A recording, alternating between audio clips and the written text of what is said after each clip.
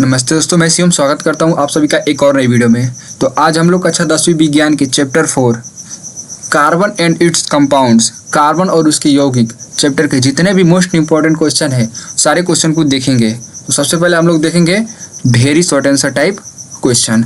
तो very short answer type question में हमारा पहला क्वेश्चन है, कार्बन किन किन तत्वों के साथ संयोजन करता है? तो हमारा आंसर होगा hydrogen, oxygen, nitrogen, sulphur, chlorine आदि के साथ। क्लियर है? अगला प्रश्न देखते हैं, कार्बन की संयोजकता क्या होती है? तो कार्बन की संयोजकता 4 होती है, क्योंकि वह 4 संयोजक बंध के साथ जुड़ा होता है, यानी कार्बन की वैलेंसी 4 होती है। ये एमसीक्यू में पूछ सकता है। अगला प्रश्न देखते हैं, कार्बन यौगिकों में किस प्रकार के बंध में पाए जाते हैं? तो इसका हमारा आंसर होगा सहसंयोजक बंध। क्लियर है? आगे देखते हैं, मीथेन का आणविक सूत्र क्या है? तो इसका आंसर होगा CH4।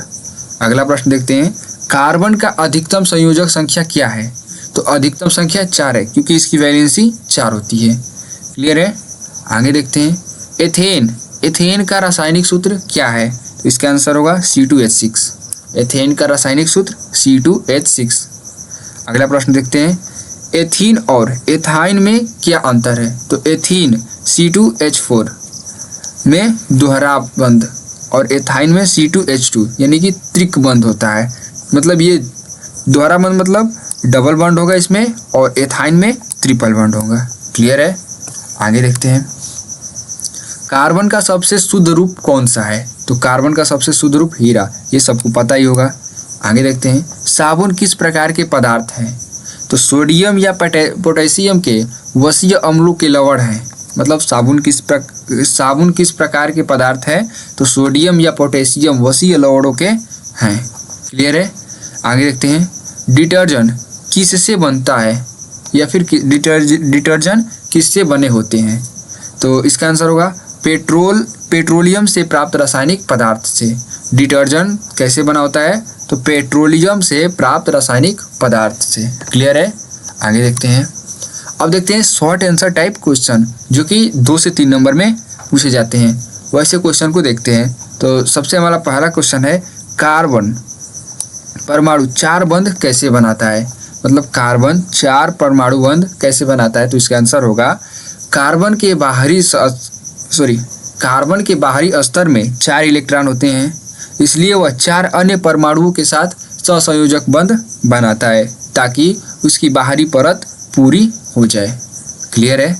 एक बार फिर से बता देते हैं, कार्बन परमाणुओं के 4 बंध कैसे बनता है? तो कार्बन के बाहरी स्तर में 4 इलेक्ट्रॉन होते हैं, इसलिए वह 4 अन्य परमाणुओं के साथ सहसंयोजक बंध बनाता है, ताकि उसकी बाहरी परत पूरी हो सके। क्लियर है? अगला प्रश्न देखते हैं, संतृप्त और असंतृप्त हाइड्रोकार्बन में अंतर बताइए। ये वेरी मोस्ट इंपॉर्टेंट क्वेश्चन है, क्योंकि ये एग्जाम में हर साल पूछा जाता है। अगर ये शॉर्ट में नहीं आएगा तो लॉन्ग में पक्का ही आएगा। ठीक है? तो इसका आंसर देखते हैं, संतृप्त और असंतृप्त हाइड्रोकार्बन में अंतर। तो संतृप्त में केवल एकल बंध होता है, जबकि असंतृप्त दोहरे या त्रिक बंध में होते हैं। उदाहरण के लिए संतृप्त हाइड्रोकार्बन में ले सकते हैं मीथेन CH4, और असंतृप्त हाइड्रोकार्बन में ले सकते हैं एथीन C2H2 या फिर एथाइन C2H2। आगे देखते हैं, अगला प्रश्न देखते हैं, कार्बन के एलोट्रॉप्स कौन कौन से हैं? तो इसका आंसर होगा हीरा, ग्रेफाइट और फ्लोरीन। ये क्वेश्चन ज़्यादा मोस्ट इंपॉर्टेंट नहीं है, ये पुराना क्वेश्चन है। आगे देखते हैं, तो हमारा अगला प्रश्न है, ग्रेफाइट विद्युत चालक क्यों है जबकि हीरा नहीं? मतलब ग्रेफाइट विद्युतीय चालक क्यों है और हीरा नहीं? तो इसका आंसर होगा, ग्रेफाइट में एक इलेक्ट्रॉन मुक्त होता है जो विद्युत का चालन करता है, जबकि हीरा में सभी इलेक्ट्रॉन बंध बनने में प्रयोग हो जाते हैं। अगर हम इसको सरल भाषा में बताएं तो ग्रेफाइट में इलेक्ट्रॉन मुक्त होते हैं और हीरा में सभी इलेक्ट्रॉन बंध बनाने में प्रयोग किए जाते हैं। ये क्लियर है? अगला प्रश्न देखते हैं, साबुन और डिटर्जेंट में अंतर बताइए। तो साबुन और डिटर्जेंट में अंतर, साबुन प्रकृति अवश्य अम्लों से बने होते हैं और कठोर पानी में असर कम होता है, जबकि डिटर्जेंट कृत्रिम रसायनों से बना होता है और कठोर पानी में असरदार होता है। क्लियर है? अगला प्रश्न देखते हैं, होमोलॉगस श्रेणी क्या होती है?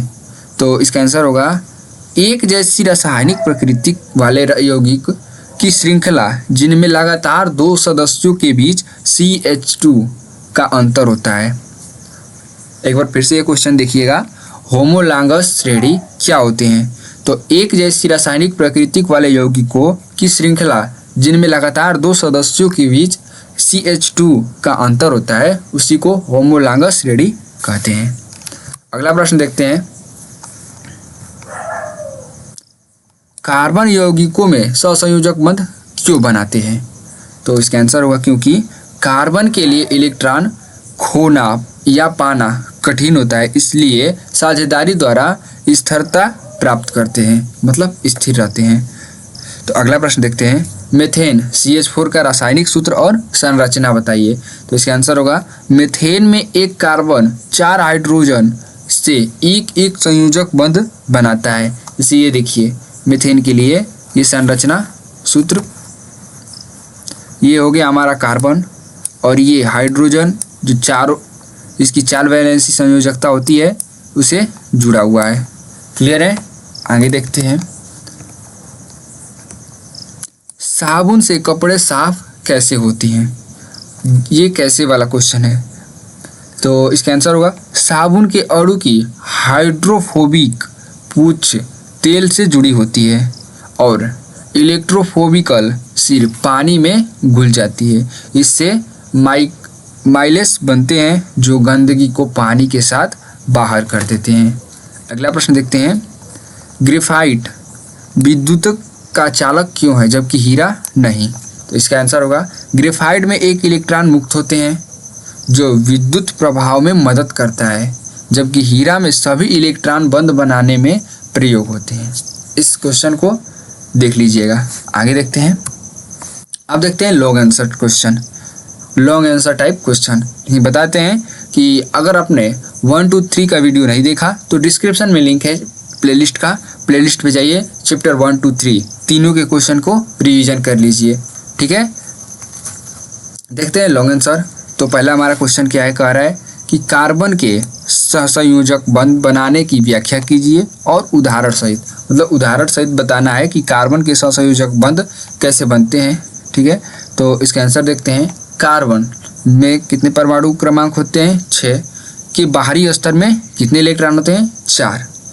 वह न हो तो इलेक्ट्रॉन ग्रहण कर सकते हैं, न ही खो सकते हैं क्योंकि इनमें बहुत ऊर्जा लगती है, इसलिए वह सहसंयोजक बंध बनाते हैं। जैसे मीथेन CH4 में एक कार्बन 4 हाइड्रोजन से जुड़ा होता है।